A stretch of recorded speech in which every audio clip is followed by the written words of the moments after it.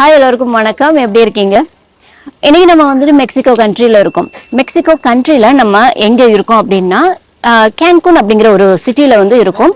But கரண்டா இப்ப நம்ம இருக்கிற இடத்தோடைய பேரு வந்து தூலம் ரூயின்ஸ் அப்படின்னு சொல்லுவாங்க. தூலம் ரூயின்ஸ்னா வந்து எங்க இருக்கு அப்படின்னா கேன்குன் சிட்டில இருந்து 128 கிலோமீட்டர் தொலைவுல சவுத் சைட்ல வந்து இந்த டூலும் ரூயின்ஸ் இருக்கு.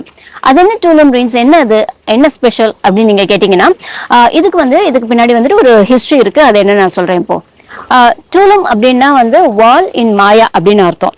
இந்த டவுனுடைய ஒரிஜினல் பேர் என்ன அப்படின்னு பார்த்தோம்னா, ஒரிஜினல் பேரு ஜாமா அப்படிங்கிறது இதனுடைய ஒரிஜினல் பேர். மாயன் அப்படிங்கிறவங்க இந்த மெக்சிகன் கண்ட்ரில இருந்த அந்த பழங்குடி மக்கள் தான் வந்து மாயன். இவங்களுடைய வரலாறு என்ன அப்படின்னு பார்த்தோம்னா, ஸ்பானிஷ் காரங்க இருக்காங்க இல்லையா, ஸ்பெயின்காரங்க இருக்காங்க இல்லையா, அவங்க தான் வந்து முதல்ல வந்து இந்த நாட்டுக்கு வந்து வந்திருக்காங்க. ஆல்ரெடி வந்து மாயன் வந்து இங்க வாழ்ந்துட்டு இருந்திருக்காங்க. ஸ்பானிஷ் மக்கள் தான் வந்துட்டு வெளிநாட்டு மக்களா வந்துட்டு அவங்க தான் முதல்ல இங்க வந்திருக்காங்க. இப்ப அவங்க வந்து என்ன பொருட்கள் வச்சிருந்தாங்க அப்படின்னா, அவங்க துப்பாக்கி வந்துட்டு அவங்க வந்து யூஸ் பண்ணி இருந்திருக்காங்க. அதே மாதிரி குதிரையில எல்லாம் வந்திருக்காங்க. மாயன் மக்கள் அப்படிங்கிறவங்க வந்துட்டு ஃபுல்லா காட்டுக்குள்ள வாழற ஒரு பழங்குடி மக்கள். ஃபுல்லா அவங்களுக்கு வந்துட்டு இந்த கத்தி, கோடாரி இந்த மாதிரியான விஷயங்கள் தான் தெரியுமே தவிர, அவங்க வந்து இந்த துப்பாக்கி இதையெல்லாம் அவங்க பார்த்ததே கிடையாது. துப்பாக்கிலாம் அவங்களுக்கு புதுசு. அதே மாதிரி குதிரைகளையும் வந்து பழக்கப்படுத்தி அதை வந்து அது மேல ஏறி குதிரையில வந்து வர்றது அப்படிங்கிறது அவங்களுக்கு ஒரு புதுசா இருந்தது. ஏன்னா இவங்க வந்துட்டு விலங்குகளை வேட்டையாடி அதை சாப்பிட்றவங்க தான்.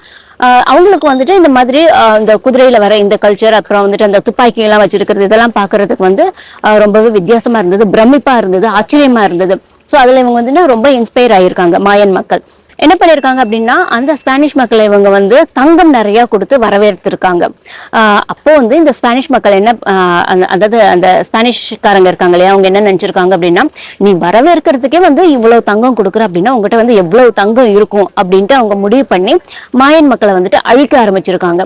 சோ இப்படி வந்துட்டு மாயன் மக்களை கொஞ்சம் கொஞ்சமா வந்துட்டு இவங்க சுட்டு கொண்டு இருக்காங்க. இது மாதிரி அழிக்க ஆரம்பிச்சிருக்காங்க. இன்னொரு விதமா எப்படி அவங்க அழிச்சாங்க அப்படின்னா, இந்த ஸ்பானிஷ் மக்கள் வரும்பொழுதே வந்து அம்மை நோய் இருக்கு இல்லையா, சிக்கன் பாக்ஸ் இருக்கு இல்லையா, அதை வந்து நிறைய அப்போ வந்து இதுக்கெல்லாம் வந்துட்டு மருந்து கிடையாது. ஸோ ஒன்ஸ் வந்துட்டு சிக்கன் பாக்ஸ் வந்துருச்சு அப்படின்னா அது வந்துட்டு எப்படி சொல்றது, அது வந்து எல்லா மக்களுக்கும் ஈஸியா பரவிடும். அதன் மூலமா கொத்தா மக்கள் வந்து இறந்துருவாங்க. அந்த மாதிரி சிக்கன் பாக்ஸை வந்து அவங்க வந்தவங்களுக்கு யாருக்கோ சிக்கன் பாக்ஸ் இருந்திருக்கு. ஸோ அதன் மூலமா அந்த சிக்கன் பாக்ஸ் இந்த மாயன் மக்கள் எல்லாருக்குமே வந்து பரவி இருக்கு. இதன் மூலமா நிறைய மக்கள் வந்து கொத்தா இறந்துருக்காங்க. ஸோ இவங்களுக்கு இதுக்கான வழி என்னன்னு தெரியல. இந்த மக்களுக்கு இந்த நோய் வந்து பழக்கப்படாத ஒண்ணு. ஸோ அப்படி இருக்கும் பொழுது இவங்க என்ன பண்ணியிருக்காங்க, இவங்க வந்து இந்த நோய்க்கு பயந்து அண்ட் இது மாதிரி பாதி பேரை ஆல்ரெடி வந்துட்டு சுட்டு கொண்டுட்டாங்க.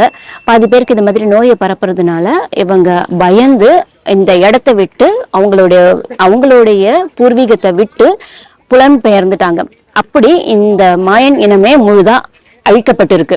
இதுதான் வந்துட்டு இந்த மாயன் கல்ச்சர் அண்ட் அவங்க இப்போ இல்லாததுக்கான காரணம். இந்த மாயன் வந்து அப்படின்னு பார்த்தோம்னா 13-14வது செஞ்சுரியில வந்து ரொம்பவே பவர்ஃபுல்லான சிட்டி ஸ்டேட்ஸா வந்து இருந்திருக்கு. 1518 தான் வந்து ஃபர்ஸ்ட் ஸ்பானிஷ்காரங்க இங்க உள்ள வந்திருக்காங்க.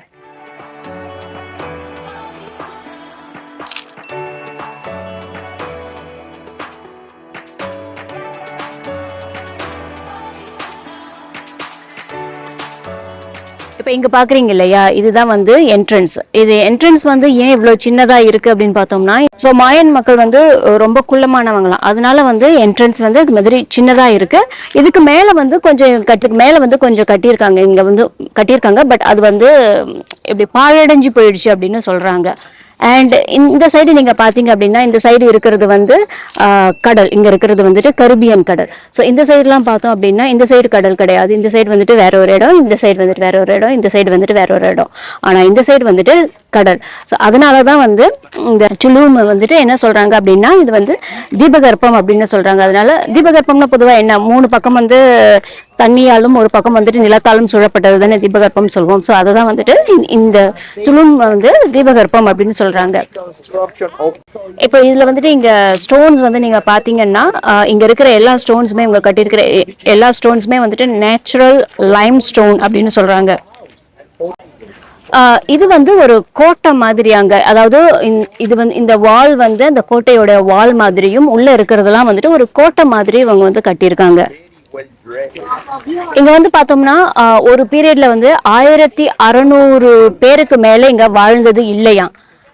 இங்க வந்து இது வந்து மோஸ்ட்லி வந்துட்டு ஒரு பாப்புலேஷன் சென்டரா இது வந்து இருந்தது கிடையாது. இது வந்து ஒரு ரிலீஜியஸ் அண்ட் எப்படி சொல்றது செரிமோனியல் சென்டரா தான் இருந்திருக்கே தவிர இது வந்துட்டு ஒரு பாப்புலேஷன் சென்டரா இருந்தது கிடையாது அப்படின்னு சொல்றாங்க. யுகட்டான் அப்படிங்கிறது வந்து மெக்சிகோல கேன்குன் சிட்டியில இருக்கிற ஒரு இடம். அண்ட் இது வந்து ஒரு தீபகற்பம், அதாவது பெனின்சுலா. இது வந்து ஒரு தீபகற்பம். இந்த டவுன் வந்து ஒரு கனெக்ஷன் கேட்வேவா வந்து இருக்குது. இப்ப வரைக்கும் வந்துட்டு இந்த டவுன் வந்துட்டு ஒரு கனெக்ஷன் கேட்வேவா இருக்கு. எதை கனெக்ட் பண்ணுது அப்படின்னு பார்த்தோம்னா இந்த சைடு பார்த்தோம் அப்படின்னா யுகட்டான் பெனின்சுலா வந்துட்டு கனெக்ட் பண்ணுது. அடுத்தது வந்துட்டு பார்த்தோம் அப்படின்னா Gulf of Mexico, actual Mayan population இருக்கிற இடம், அதை வந்து கனெக்ட் பண்ணுது. இன்னொன்னு சென்ட்ரல் அமெரிக்காவை வந்து கனெக்ட் பண்ணுது. இங்க வந்து இந்த 13th 18th செஞ்சுரியில எல்லாம் வந்து ட்ரேடிங்லாம் நடந்திருக்கு. அண்ட் இதை வந்து பார்த்தோம் அப்படின்னு வந்து இது வந்து லைட் ஹவுஸ் மாதிரி இருந்திருக்கு. அப்போ சென்ட்ரல் அமெரிக்கா இங்க இதுக்கு கீழே இருக்கிறவங்க இதுக்கு மேல இருக்கிறவங்க தான் வந்து ட்ரேட் பண்ணிட்டு இருந்தாங்க. ஆக்சுவலா இங்க இருந்து கனூன்னு சொல்லுவாங்க இல்லையா, ஒரு சின்ன ஒரு படகு, அந்த சின்ன படகு எடுத்துட்டு போயிட்டு மெக்சிகோக்கு போயிட்டு, அதாவது இந்த சென்ட்ரல் மெக்சிகோக்கு போயிட்டு அங்க ட்ரேட் பண்ணி அங்க இருந்து எல்லாத்தையும் வந்து இங்க எடுத்துட்டு வருவாங்க. இங்க வந்து வெறும் கல்லு மட்டும் தான் கிடைக்கும். ஓகேங்களா, யூஸ் பண்ணியும் மட்டும் தான் இது. வீலும் கண்டுபிடிக்கலைங்க. They didn't have a wheel, right? They had, but they had not an animal for transportation. Yeah. They didn't have animals no to transport. Donkeys, no horses. They couldn't use it. Horses came later with the Spanish people. That's why in those days the Mayas walked long distances from one city to another to do this activity, trading. Long walking. They're all walk. They walk. They walk. இவங்க வந்து மாயன் இன மக்களின் ஒரு கடவுள். இவங்க வந்து diving God அப்படின்னு சொல்றாங்க.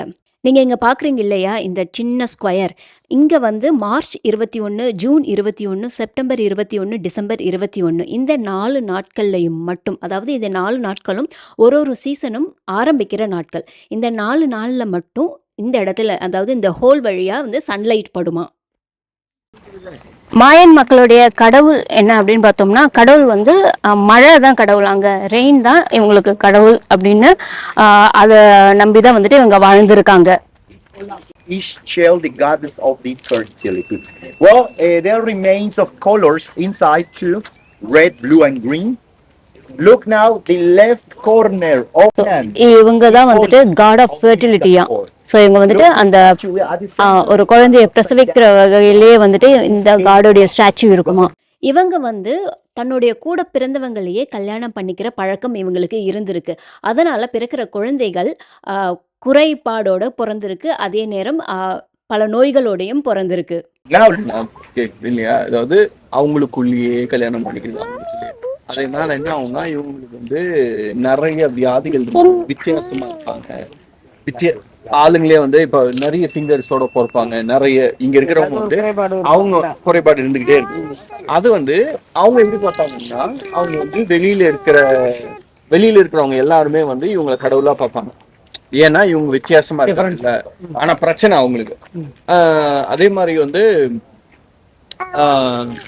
அவங்க மண்டை இருக்கு இல்லையா, அதாவது ஒரு டேப்லெட், அதாவது 2 இதை வச்சு அழுத்தி பிறந்த குழந்தையிலேருந்து 2 நாள்ல இருந்து 3 நாள்ல இருந்து என்ன பண்ணுவாங்கன்னா, அந்த ஒரு குடிமானத்தை ஒண்ணு கொடுத்து மண்டையை வந்து பெருசாகிடுவாங்க, மண்டை பூராகிடுவாங்க.